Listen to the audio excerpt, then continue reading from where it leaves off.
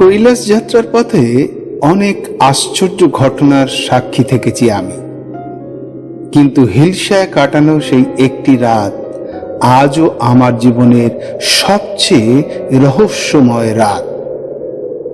আজও চোখ বন্ধ করলে সেই রাতের প্রতিটি মুহূর্ত স্পষ্ট দেখতে পাই। হিলসার সেই বরফ শীতল রাত, হারিয়ে গিয়েছিল আমার প্রয়োজনীয় জিনিসে ভরা ব্যাকপ্যাক। তারপর ঘটল এক অদ্ভুত ঘটনা। অন্ধকার থেকে যেন বেরিয়ে এলো এক ছায়া মূর্তি। আজও সেই রাতের কথা মনে করলে শরীর শিহরিত হয়ে ওঠে।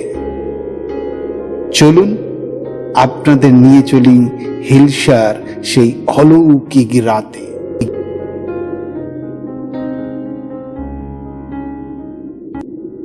অস্তগামী সূর্যের সোনালী আলোয় যেন পুরো হিমালয় এক অনির্বচনীয় রূপ ধারণ করেছিল।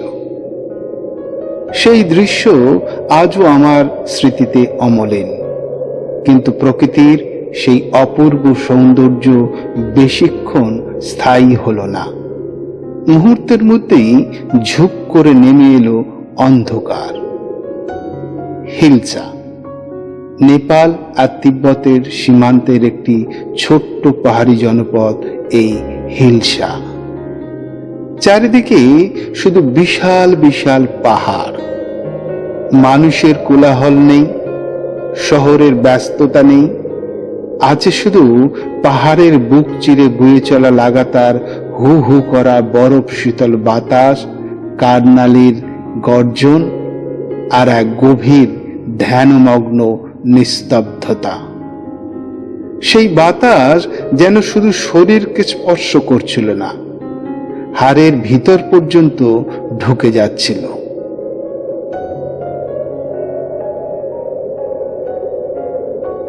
ভারতীয় সময় তখন সন্ধ্যা 6টা, তিব্বতের ঘড়িতে 8:30, আর নেপালের সময় তখন 6:25। আমরা তখনও বসে আছি হিলসার সেই ছোট্ট ঝুপড়ি চায়ের দোকানে। ধীরে ধীরে চারপাশের পরিবেশ বদলে যাচ্ছিল। শরীরের মধ্যে কেমন যেন এক অদ্ভুত অনুভূতি কাজ করছিল। কেন জানি না বারবার মনে হচ্ছিল আজকের রাতটা অন্য সব রাতের মতো নয়। তখনও বুঝতে পারেনি আর কয়েক মুহূর্তের মধ্যেই এমন এক ঘটনার মুখোমুখি হতে চলেছি যা আজও আমার কাছে মহাদেবের এক অপার কৃপালীলা। সন্ধ্যা গাঢ় হতে না হতেই হিলসার প্রকৃত রূপ যেন ধীরে ধীরে সামনে আসতে শুরু করলো। যেখানে আমাদের থাকার ব্যবস্থা করা হয়েছিল সেটা কোনো হোটেল নয়, কোনো আধুনিক রিসর্টও নয়, পাথরের তৈরি সাধারণ দোতলা একটা পাহাড়ি লজ বা ঘর বলা যেতে পারে। সামনে ছোট একটা খোলা উঠোন, সেই উঠোনেই যাত্রীদের সারি সারি লাগেজে রাখা। কাঠের বারান্দা ঘিরে একটার পর একটা ছোট ছোট ঘর। সামনের বারান্দাটাই যেন সবার মিলনস্থল। সারাদিনের দীর্ঘ পথ চলার পর কেউ চুপচাপ বসে আছে, কেউ গরম চায়ের কাপ হাতে শরীর গরম করার চেষ্টা করছে, কেউ আবার পরদিনের যাত্রার প্রস্তুতিতে ব্যস্ত। কিন্তু যত রাত বাড়ছিল ততই সেই কোলাহল স্থিমিত হয়ে আসছিল। সেখানে বিদ্যুতের কোনো ব্যবস্থা ছিল না, আধুনিক সুযোগ সুবিধা বলতে প্রায় কিছুই নেই। শৌচাগারের ব্যবস্থাও ছিল অত্যন্ত সাধারণ। একটা ইমার্জেন্সি লাইটের ক্ষীণ আলোয় রাতের খাবার খাওয়া হলো। এমন ঠান্ডা সাধারণ জলে হাত দেওয়াও সম্ভব হচ্ছিল না। মনে হচ্ছিল জলে হাত দিলেই যেন আঙুলগুলো জমে যাবে। তবে আয়োজকদের পক্ষ থেকে গরম জলের ব্যবস্থাও করা ছিল। সেই গরম জলে কোনো রকমে হাত মুখ ধুয়ে নিলাম। খাবার সময় আমাদের গাইড বারবার একটা কথাই বলছিলেন, খাবার শেষ করেই সবাই যেন নিজের নিজের ঘরে চলে যায়। বাইরে বেশি সময় থাকবে না। এই ঠান্ডা একবার নাক দিয়ে শরীরে ঢুকে গেলে কিন্তু বিপদ বাড়বে, যাত্রা কিন্তু বাধাপ্রাপ্ত হতে পারে। কথাগুলো শুনে সবাই যেন আর এক মুহূর্ত দেরি করতে চাইছিল না। পরদিন খুব ভোরেই আমাদের সীমান্ত পার হতে হবে। নেপালের ইমিগ্রেশন শেষ করে প্রথমবারের মতো তিব্বতের মাটিতে পা রাখব। তাই সবাই তাড়াতাড়ি নিজেদের লাগেজ গুছিয়ে যে যার ঘরের দিকে চলে যেতে শুরু করলেন।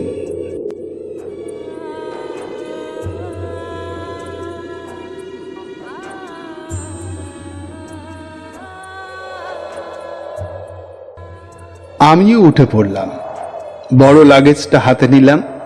আর ঠিক তখনই হঠাৎ আমার মনে হলো আমার পিঠের ব্যাকপ্যাকটা পাচ্ছি না। সেই ব্যাকপ্যাকটা কোথায়?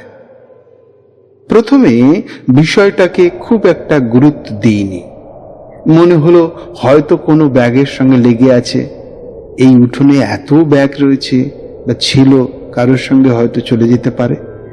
চারপাশে থাকা ব্যাগগুলো এক এক করে ভালো করে দেখলাম, না, নেই তো। আরো একবার ভালো করে খুঁজলাম, তবুও পেলাম না। এবার বুকের ভিতরটা কেমন যেন ধক করে উঠল। সেই ব্যাগের মধ্যে ছিল ড্রাই ফ্রুটস, প্রয়োজনীয় ওষুধ, পুজোর সামগ্রী, টুপি, গ্লাভস, মোজা, দরকারি কাগজপত্র, আরো অনেক ছোট ছোট জিনিস, এমনকি কিছু টাকা পয়সাও, যেগুলো সামনে কৈলাস যাত্রার প্রতিটি ধাপে আমার প্রয়োজনে লাগবে। যারা তখনও আশেপাশে ছিলেন তাদের ব্যাগের সঙ্গে কোথাও ভুল করে চলে গেছে কিনা খুব ভালো করে খুঁজে দেখলাম, কিন্তু না, কোথাও পেলাম না। অনেকেই ইতিমধ্যে নিজেদের ঘরেও চলে গিয়েছেন। বাইরে তখন চতুর্দশীর রাত, আকাশ জুড়ে মেঘের ঘন ঘটা, তাই চাঁদের আলো ঠিকমতো দেখা যাচ্ছিল না। বিশাল বিশাল পাহাড়গুলো অন্ধকারে আরো রহস্যময় হয়ে উঠেছিল। চারিদিকে এমন এক নিস্তব্ধতা, যেন পুরো হিলসা ঘুমিয়ে পড়েছে। তার মধ্যেই লাগাতার বয়ে চলেছে সেই হু করা বরফ শীতল হাওয়া। পরের দিনই তো তিব্বতে প্রবেশ করব। এখন যদি ব্যাগটা সত্যি হারিয়ে যায় তাহলে সামনে কি হবে? আর এক মুহূর্ত দাঁড়িয়ে থাকলাম না। আমাদের দলের এক দক্ষিণ ভারতীয় মায়ের কাছ থেকে একটা টর্চ চাইলাম। সেই টর্চটা হাতে নিয়ে মনে মনে শুধু একবার বললাম, জয় তারা। তারপর শুরু হলো আমার ব্যাগ খোঁজার অভিযান।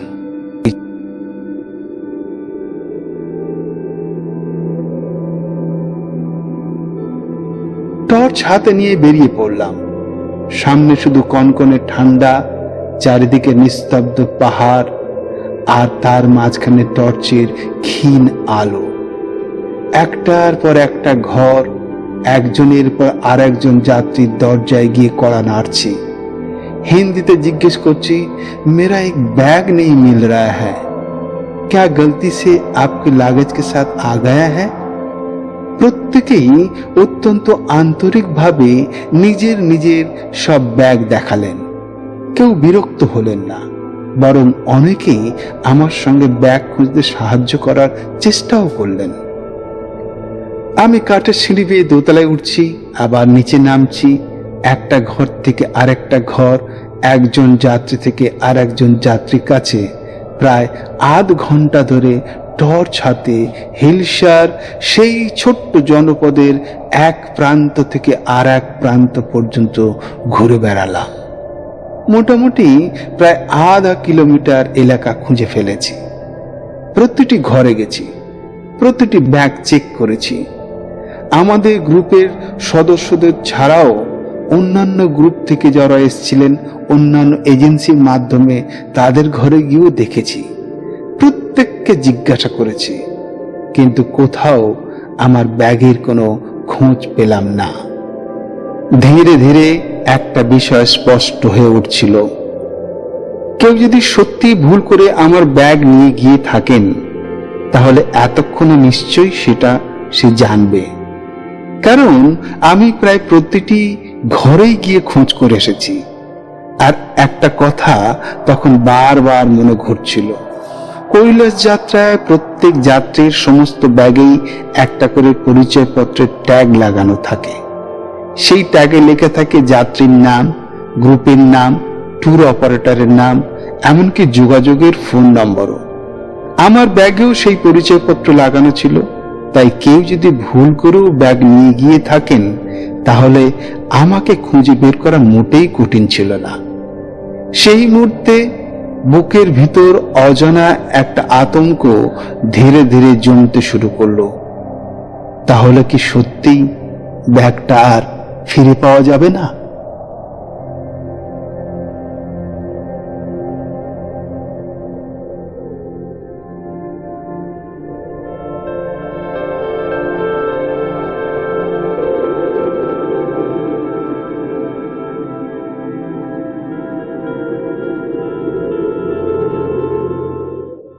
অবশেষে আর কোনো উপায় না দেখে ধীরে ধীরে ফিরে এলাম আমাদের থাকার জায়গায়।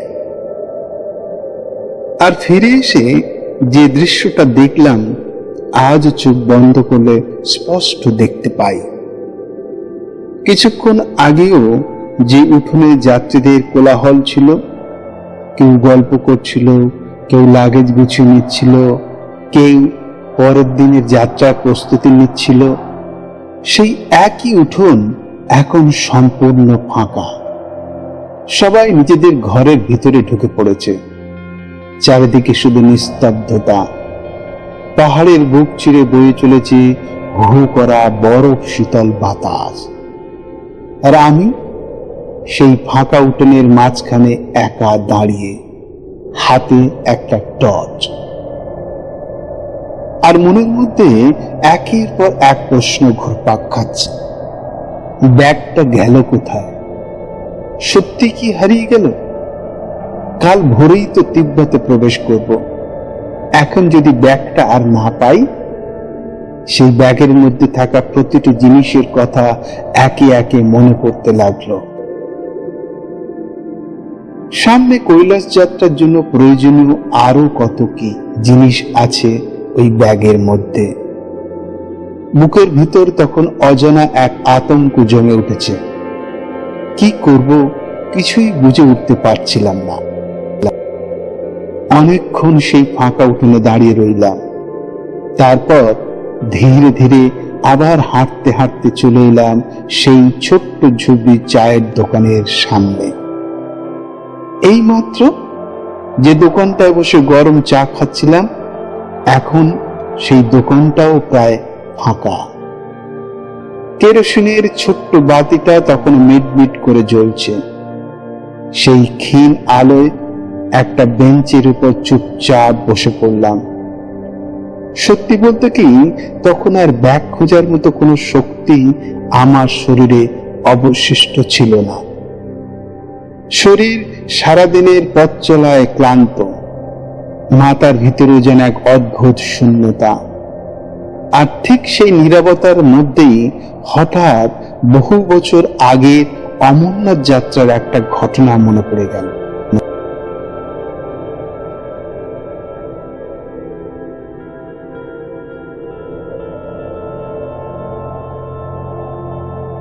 সেই ক্ষীণ কেরোসিনের আলোয় চুপচাপ বসে থাকতে থাকতে হঠাৎ মনে হলো, অমরনাথ যাত্রায় সেখানেও একবার আমার একটা ব্যাগ হারিয়ে গিয়েছিল।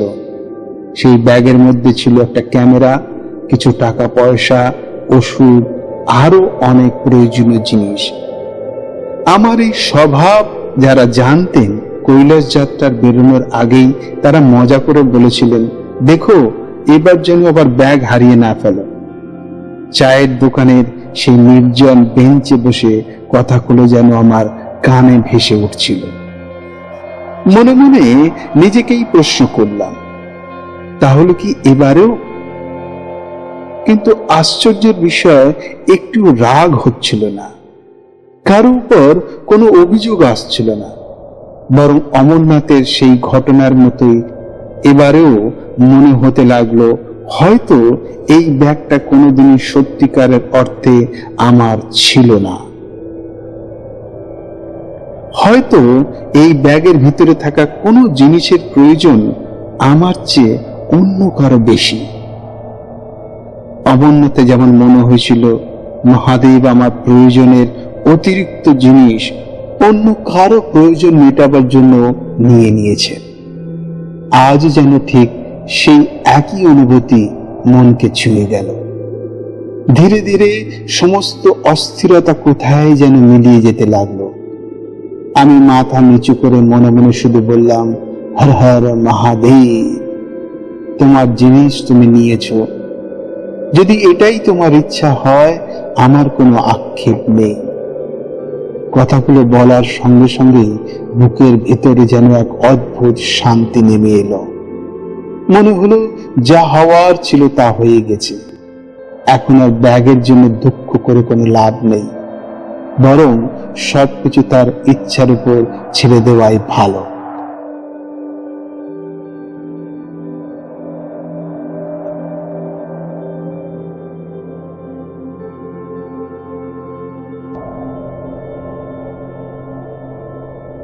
কিছুক্ষণ নীরবে বসে থেকে বেঞ্চ থেকে উঠে পড়লাম।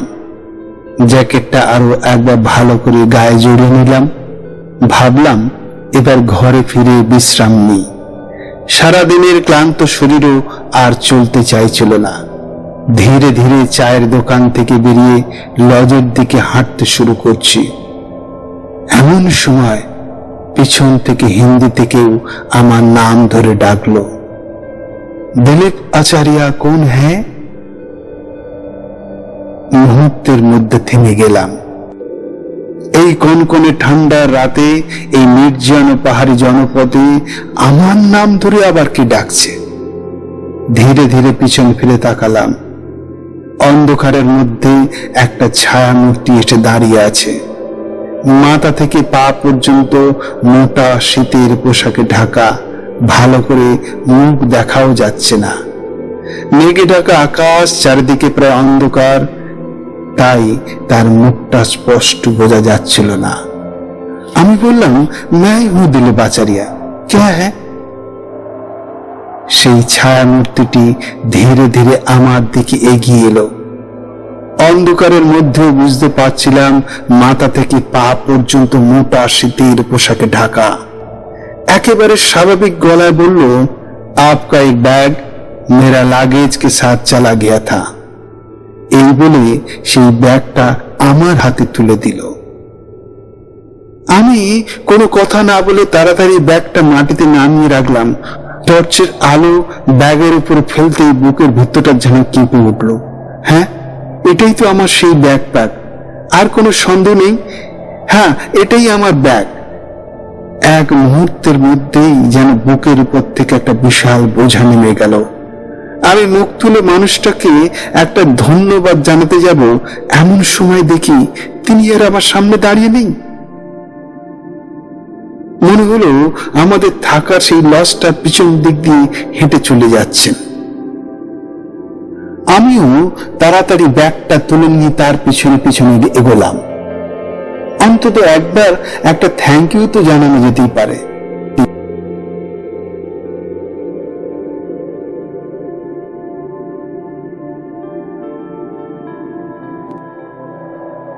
কিন্তু কয়েক পা এগিয়ে আমি থমকে দাঁড়িয়ে পড়লাম। কোথায় গেলেন তিনি? এই তো এক মুহূর্ত আগেও আমার সামনেই ছিলেন। এত অল্প সময়ের মধ্যে এভাবে একজন মানুষ কোথায় হারিয়ে যেতে পারে? আমি টর্চের আলো চারিদিকে ফেললাম, লজের পিছনে গেলাম, আশেপাশে খুঁজলাম, কিন্তু না, কোথাও কেউ নেই। চারিদিকে শুধু পাহাড়, রাতের নিস্তব্ধতা আর হু হু করা বয়ে চলা বরফ শীতল বাতাস। মুহূর্তের মধ্যেই সেই ছায়া মূর্তি মিলিয়ে গেল অন্ধকারের গহ্বরে।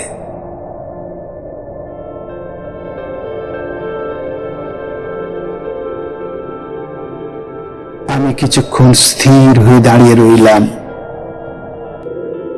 মনে হচ্ছিল এইমাত্র যা ঘটল সেটা কি সত্যি ঘটল?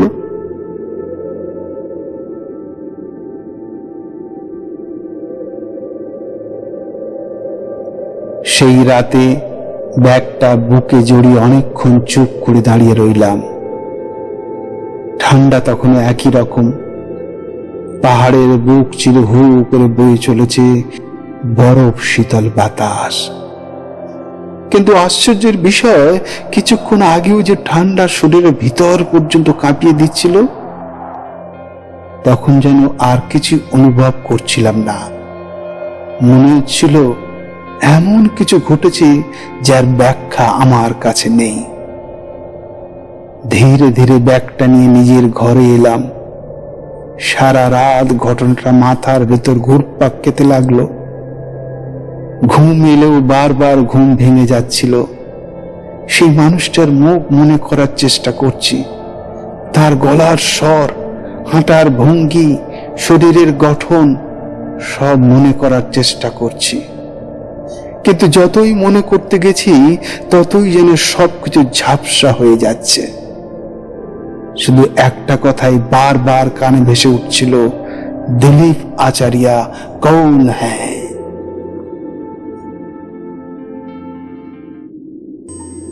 পরদিন খুব ভোরেই ঘুম ভেঙে গেল। আজ সীমান্ত পার হয়ে তিব্বতে প্রবেশ করার দিন।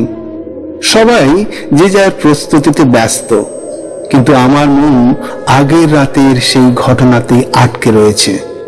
সুযোগ পেয়ে আমি একের পর এক যাত্রীকে জিজ্ঞেস করতে শুরু করলাম, কাল রাতে আমার ব্যাগটা কে ফিরিয়ে দিয়েছিলেন? আপনি? আপনি কি জানেন? আপনি ছিলেন? কেউ কি জানেন?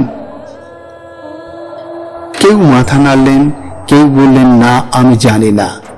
ভাবলাম হয়তো অন্য কোনো গ্রুপের কেউ ছিলেন, তাই অন্য গ্রুপের যাত্রীদেরও জিজ্ঞাসা করলাম। কিন্তু আশ্চর্যের বিষয়, একজনও কেউ বললেন না আমি আপনার ব্যাগ ফিরিয়ে দিয়েছিলাম। আমি আরো একবার ভাবলাম হয়তো কেউ পরিচয় দিতে চাইছেন না, কিন্তু তারপরে মনে পড়লো আমার ব্যাগে তো নাম, গ্রুপ ট্যুর অপারেটর পরিচয় সবই লেখা ছিল।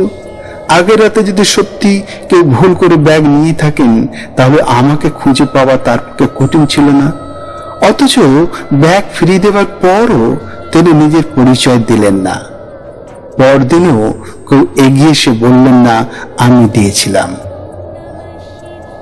আমি আর কাউকে কিছু বললাম না, চুপচাপ দাঁড়িয়ে রইলাম লাইনে ইমিগ্রেশনের।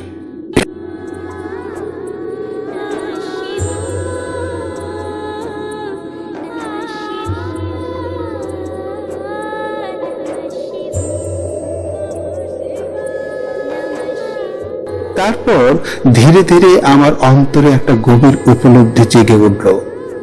আমার বিশ্বাস সেদিন মহাদেব আবারও আমার ধৈর্যের পরীক্ষা নিয়েছিলেন।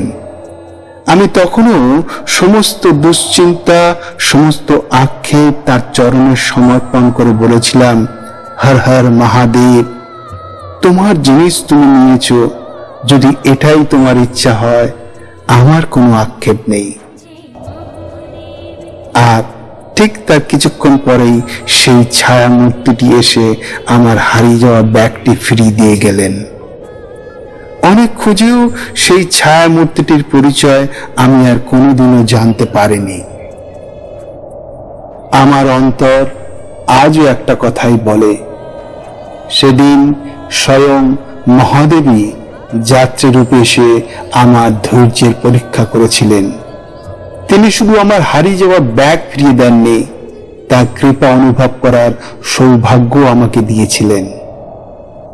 আমি ধন্য, আমার এই আধার ধন্য, এই কৈলাস যাত্রা ধন্য, আমার জীবন ধন্য। হর হর মহাদেব, ওম নমঃ শিবায়।